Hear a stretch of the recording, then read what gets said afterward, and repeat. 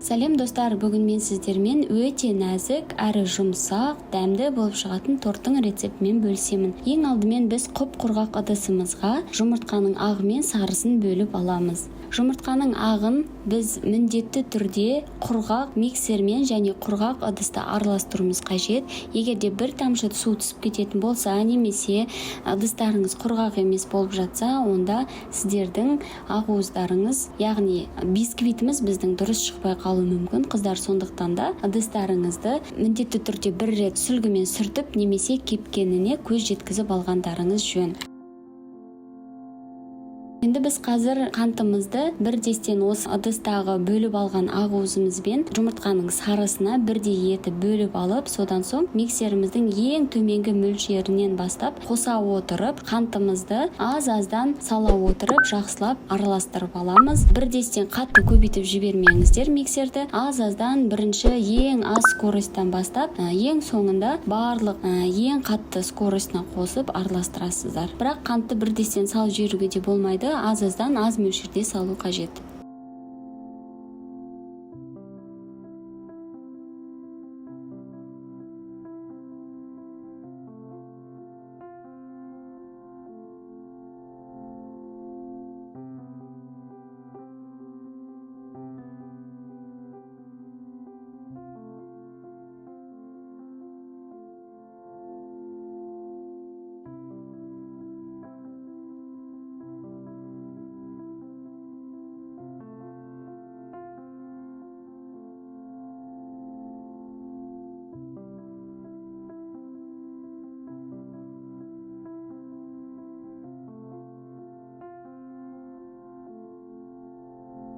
Мінекей қыздар, біздің ақуызымыз дайын болды. Енді біз қазір ақуыздың дайын болғанын осылай ыдысымызды төңкере отырып көруімізге болады. Біз осылай төңкерген кезде ақуызымыз қимылдамай ыдысымызда тұруы керек. Яғни біздің ақуызымыз дайын деген сөз. Енді жұмыртқаның сарысын біз тек қана қантпен бірге ерітіп, кішкене ақ көпіршік болғанға дейін жасап алсақ, біздің жұмыртқамыздың сарысы дайын деген сөз.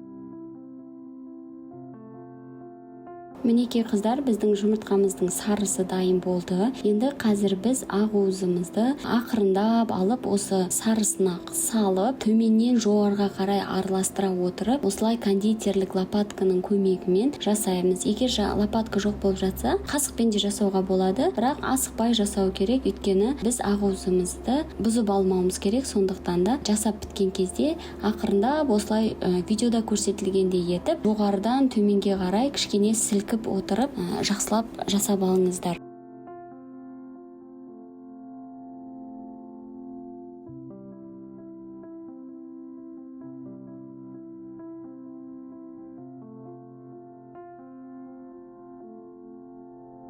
Енді біз қазір ұнымызға разрыхлительді қосып, жақсылап араластырып, ситаның көмегімен араластыратын боламыз. Бірдестен барлық ұнды салып жібермеңіздер. 3 немесе 4 бөлікке бөліп, ситадан өткізе отырып жасап аламыз.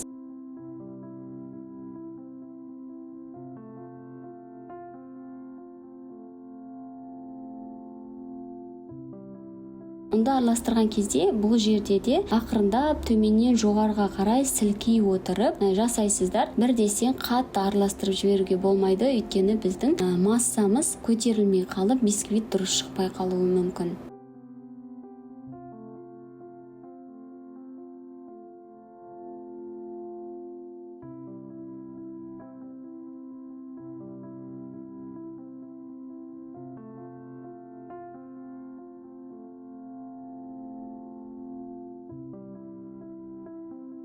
Қыздар, егер сіздер менің рецептім бойынша осы видеодағыдай етіп жасайтын болсаңыздар, сіздерде де міндетті түрде өте нәзік, дәмді торттарыңыз шығады. Мінекей менің массам дайын болды. Осындай консистенцияда болуы керек. Енді біз қазір ыдысымызға құйып, бетін кішкене күрекшемен тегістеп жібереміз. Содан соң видеода көрсетілгендей етіп, қатты айналдырып, дастарханның бетіне ұрып алыңыздар.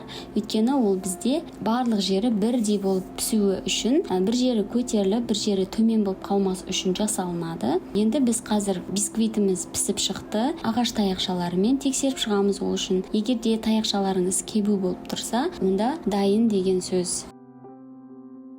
Енді біз қазір кремімізді жасап аламыз. Кремі үшін бізге бөлме температурасында осылай жұп-жұмсақ болып тұрған майымыз керек. Міндетті түрде ертерек шығарып, осылай жұп-жұмсақ етіп жасап алыңыздар. Микроволновкада немесе газда ерітуге болмайды. Енді осы майымызды миксердің ең аз мөлшерінен бастап, яғни ең аз скоростьтан бастап, біртіндеп көбейте отырып, сгущенкамызды аз мөлшерде құйып, жақсылап араластырамыз.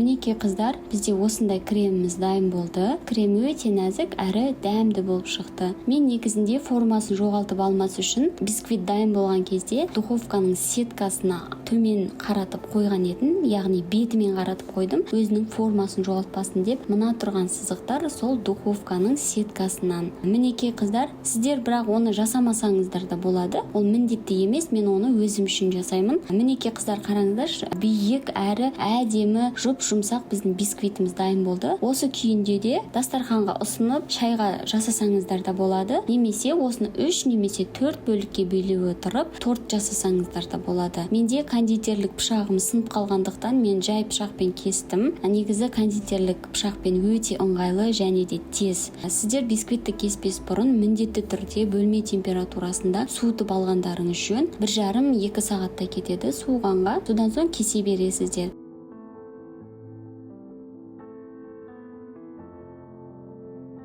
Мінекей қыздар, міне осындай кереметтің корждарымыз пайда болды. Балалар сүйсініп, тоқтамай жейтіндей өте жұмсақ болып дайын болды. Видеода көріп тұрсаңыздар, видеодан да көрініп тұр қандай жұмсақ екендігі.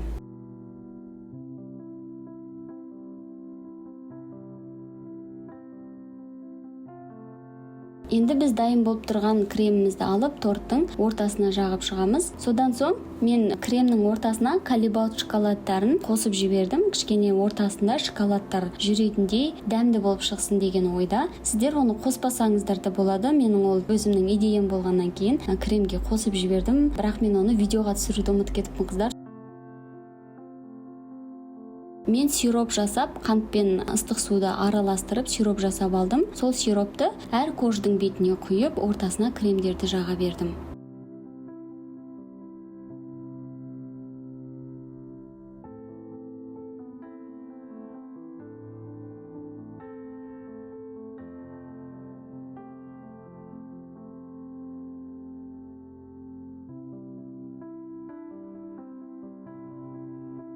Мінекей қыздар, мен печеньені, үйдегі топленый печеньені осылай блендердан өткізіп, бетіне крошка жасап алдым. Осылай бірінші жан жағына жағып, содан соң қалғанын бетіне жасап, содан соң тортты безендіру ол өздеріңіздің фантазияларыңызға байланысты. Үйде егерде құлпынай болып жатса, немесе басқа да жеміс жидектеріңіз болса, немесе сіздер морозильникке қатырып қойған жеміс жидектеріңіз болып жатса, солармен әсемдеп әрлей беруге болады. Ол өздеріңіздің фантазияларыңызға байланысты. Мінекей өте керемет дәмді тортымыз шықты.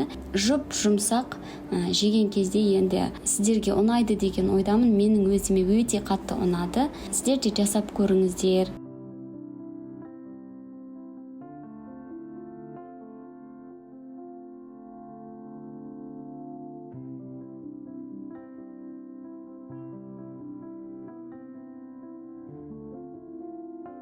Мінекей қыздар, биік болып шықты тортымыз. Биіктігін қараңыздаршы, мінекей. Ұялмастан ұсына бересіздер. Жұп-жұмсақ, видеода да көрініп тұр. Мінекей қараңыздаршы, ұялмастан кез келген қонақтарыңызға да ұсынсаңыздар болады.